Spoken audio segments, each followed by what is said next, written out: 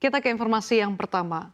Direktorat Jenderal Kekayaan Negara Kementerian Keuangan mengatakan ada 3 perusahaan yang terafiliasi dengan Putri Presiden Soeharto, Siti Hardianti Rukmana atau Tutut Soeharto, yang memiliki utang ke negara.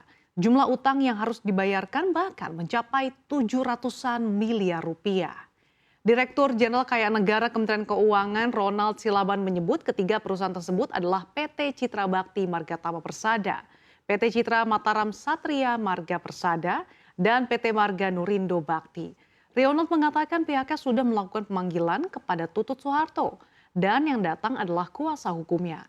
Namun hasil pertemuan tersebut diakui Ronald belum ada kesepakatan apapun. Seperti diketahui, nama Tutut Soeharto masuk dalam daftar pengutang BLBI yang saat ini menjadi prioritas penanganan Satgas BLBI. Hal itu terungkap dari dokumen penanganan hak tagih negara BLBI tertanggal 15 April 2021.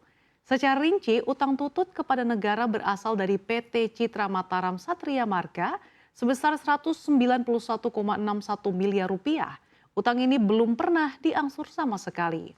Tidak hanya itu, utang juga berasal dari PT Marga Nurindo Bakti senilai 471,47 miliar rupiah. Utang ini pernah diangsur sekitar 1,09 miliar rupiah. Terakhir, utang juga berasal dari PT Citra Bakti Marga Tama Persada sebesar 14,79 miliar rupiah dan 6,51 juta dolar. Sebelumnya, staf khusus Menteri Keuangan bidang komunikasi strategis Justinus Prastowo telah meluruskan bahwa Tutut Soeharto tercatat memiliki utang kepada negara, bukan PT Citra Marga Nusapala Persada Tbk atau CMNP yang kini dimiliki oleh Yusuf Hamka.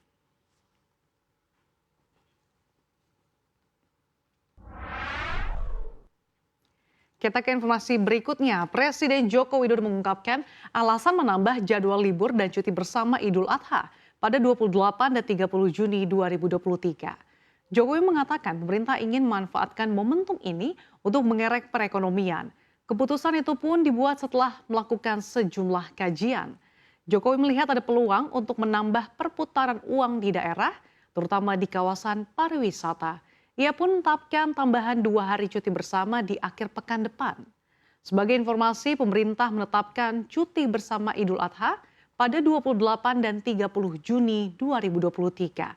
2 hari cuti bersama itu akan bersanding dengan libur nasional tanggal 29 serta akhir pekan pada 1 dan 2 Juli. Kebijakan itu diresmikan melalui surat keputusan bersama 3 menteri yang ditandatangani Menteri Agama Yakut Kolil Quomas, Menpan RB Azwar Anas, dan Menaker Ida Fauzia.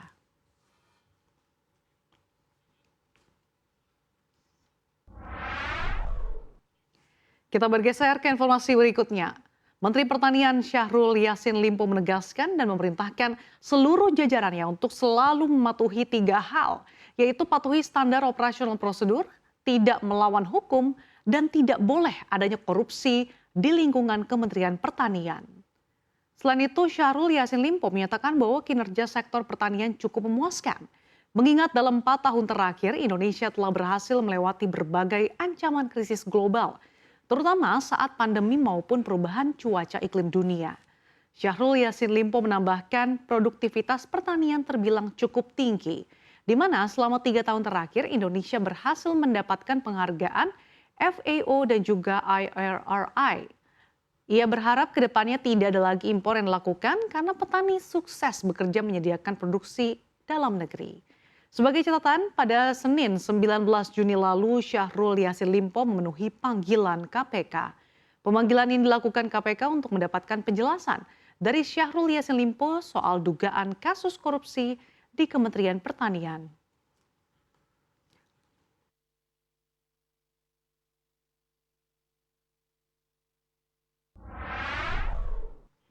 Kita ke informasi terakhir. Presiden Prancis Emmanuel Macron dilaporkan ingin menghadiri pertemuan aliansi dagang BRICS Agustus mendatang di Afrika Selatan. Hal ini terjadi saat hubungan beberapa negara barat dengan Rusia dan China, 2 anggota blok perdagangan itu kian memanas. Sebagai catatan, negara-negara BRICS membentuk 30% dari ekonomi dunia. Aliansi yang terdiri dari Brasil, Rusia, India, China, dan Afrika Selatan ini juga merupakan 50% produksi gandum dan beras dunia dan 15% cadangan emas di planet ini.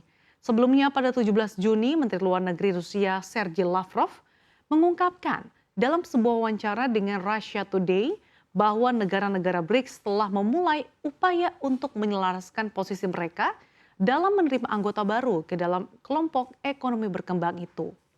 Atas permintaan tersebut, Menteri Luar Negeri Afrika Selatan Naledi Pandor mengatakan bahwa undangan pada akhirnya akan menjadi keputusan Presiden Afrika Selatan Cyril Ramaphosa yang akan memimpin pertemuan berikutnya.